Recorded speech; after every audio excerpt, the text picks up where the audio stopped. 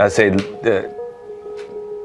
Kevin Durant. No, I'm just kidding. Nah, in terms of dominance of the game of basketball at this stage, is LeBron. Championship-wise, Kobe Bryant. He wants it so bad, and he's willing to go to the extreme, guarding a guy, guarding the point guards at the age of 34, playing 38 minutes, 40 minutes. That's ludicrous. I think this is what he's battling with. It is what it is. He's cursed as much as I am. And if you had to pick, between the two, that'd be a tough choice. But 5 beats 1. And Bryant loving the feeling of being a 5-time champ. 5-10 years ago, it was always who's greater, who's going to be the greatest, him or Jack. And that conversation is pretty much over to most people. I beg to differ, and I'll give a different analogy to that because, first of all, you're never going to say who's the greatest of all time. To me, I think that's more for PR and more for selling stories and getting hype. Jack and Tiger never played against each other. They never played in the same tournament. They never played with the same equipment. They never played with the same length of golf course. I never played against Will Chamberlain. I never played against Jerry West.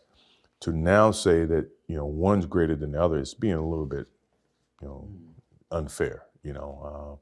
I think when you can see the similarities and you understand, this is one way you can judge the two. How much impact did each change or evolve the game? Jack during his time when he played, or Tiger during his time. Now, obviously Jack won more during the time he played. Tiger evolved it to where it was, it crossed a lot of different boundaries, where it's not just a white guy's sport. The black guys, Afro-Americans, all the minorities play the game. And you play it at a level to where it generated so much interest financially that it grew the game from a financial standpoint. Now, does that constitute him being the greatest, or does that mean he's any less than Jack? I think is unfair. Yeah, Jack probably has 18 more majors, 18 majors, and Tiger's got 14. And I think those are when, that's how people are judging certain things. I won 6 championships. Bill Russell won 11. Does that make Bill Russell better than me and make me better than him? No, because we play at different eras. So when you try to equate who's the greatest of all time, it's an unfair parallel. It's an unfair choice. And I think, those are the demons that, obviously Tiger had to live with, and he's going to be challenged and he's going to be graded upon that. But for me, I think they're both great. I would never say one is greater than the other. That's me. That's my opinion. Okay. We play in different eras. He's an unbelievable player. Yeah, he's one of the best players in the world, if not the best player in the world. I know it's a natural tendency to compare eras to eras, and it's going to continue to happen. I'm a fan of his. I love watching him play, but it's as you can see, our league is starting to expand on very talented players, and I think he's made his mark. He will continue to do so over a period of time. But when you start the comparisons, I think it is what it is. It's just a standard of measurement. And I take it with a grain of salt. He is a heck of a basketball player, without a doubt.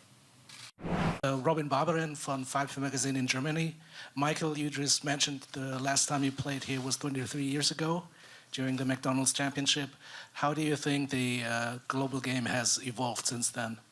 Tremendously. I think it's grown tremendously large since then. I think the Dream Team started it, and it just led right into us playing here. And now you got 2 different teams playing. We got China, we got Africa now. So the game is expanding all over the globe. So I'm glad that I was a part of it, but I think that it will continually get bigger because of the passion of the game of basketball.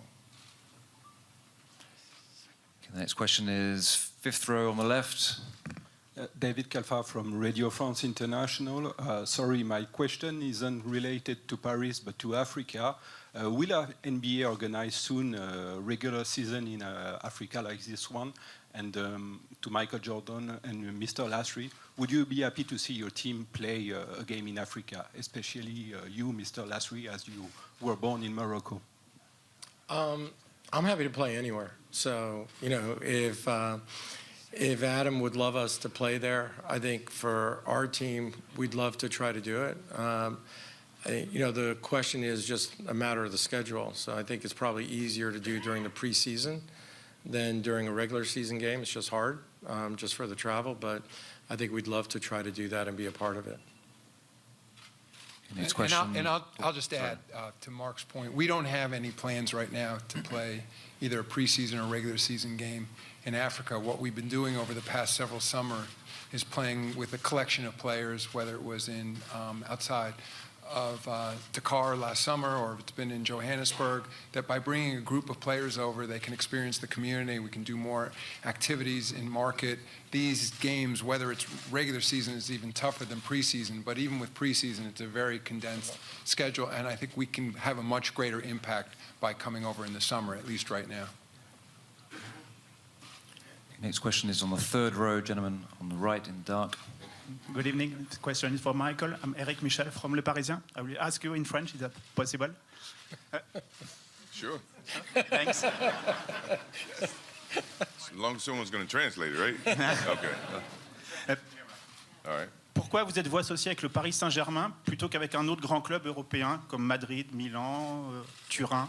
Why did you choose Paris Saint-Germain rather than another team, Milan, Madrid? Why PSG?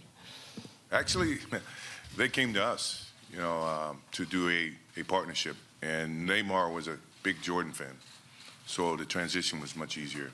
Plus, it's in terms of the market, Paris is all about fashion, and we see Jordan brand as a leisure wear lifestyle brand. So the relationship was very, very easy. Next question is second row here, in the middle. I got one for the commissioner and one for the two owners. I'll start with you, Mr. Commissioner. You say the NBA is coming back to Paris in 2021. I was wondering if you have a plan for this game in Europe for the following years. And my question for the two owners is, what made you interested in coming to Paris to bring your team to play this game? We do have plans in Europe for the following years. We haven't specifically set them yet. Part of the determination is based on arena availability, and there continues to be an investment in arena infrastructure throughout Europe, which is very encouraging to us. And as both Mark and Michael have mentioned, the quality of the international play is incredible.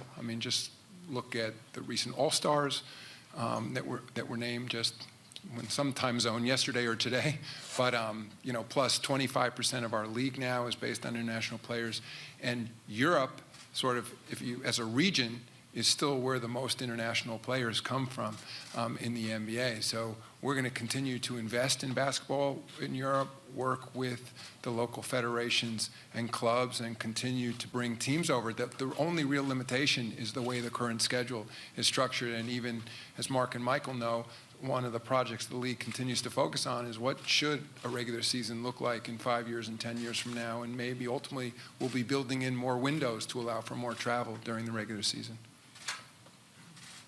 And you can see, we're 2 of the 30 teams, and we're very happy to be here. I imagine it's 28 teams would love to do the same. So I think whenever the league comes to us and invites us, it's great for our culture, it's great for the kids to understand and see a different country, for us to bond as a unit, So I think every team welcomes the opportunity to represent the NBA wherever they ask us to go.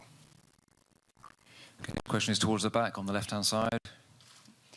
This question is for Michael Jordan, Malika Andrews, ESPN. Michael, speaking of Jordan Brand, I was just curious, Zion Williamson made his debut recently, and he is with you. I was wondering, I know you issued a statement, but if you could expand on what traits he had that made that so that was an athlete you wanted to sign, and what you thought of his debut. Well, it's not just myself. I think the NBA is very fortunate to have a talented young man who shows a certain passion about the game. And that's something that you can't give. You're either born with it, and you basically want to share it with the rest of the world. We looked at Zion being an impact player that would bring energy to the game of basketball, and we can do it with a lot of different factors and different ways of endorsement and marketing. So it was a great opportunity for us. And I imagine the league has quite a number of those people. But we were very fortunate that he chose us, and we look at every opportunity to expand to him, to the consumers, and yet showcase his personality and his basketball skill. At the end of the day, we can't play basketball for him, but we feel like he does present us an opportunity to showcase his talents. And that's what our job is going to be. It's a great partnership, and I think what you saw the other night was a taste of what you're going to see coming forward. He still has a lot to do, but I think his passion for the game is coming through the way that he plays, and I think that's great for the league. That's not just great for Jordan. And I think probably the two people who have had the greatest influence on the growth of the NBA outside of the United States are Michael Jordan and David Stern. And probably without David, the NBA as it currently stands would look very different. I mean, certainly, Michael knows from his playing days, and also Mark was good friends with David long before he was a team owner in the NBA, that this was very much his vision, before the dream team that Michael mentioned, back from when he became commissioner in the mid-'80s, that he saw the global opportunity for this league. So I think, I know because we had these conversations only as recently as December of last year, how proud he was of where the league stood today, of the fact, as I mentioned earlier, 25% now of our players were born outside the United States. Again, if you look at the All-Stars that were just named, 4 of those players were born outside the United States, and I think across the league you're looking at just the caliber of excellence. And I think that question about scouting, as Michael said, as Mark said, there's great players that are coming from all over the world right now. So, we're going to have a moment before the game tonight dedicated to David Stern, and as I said, he was a true visionary, and I think everyone who's been involved in this game owes him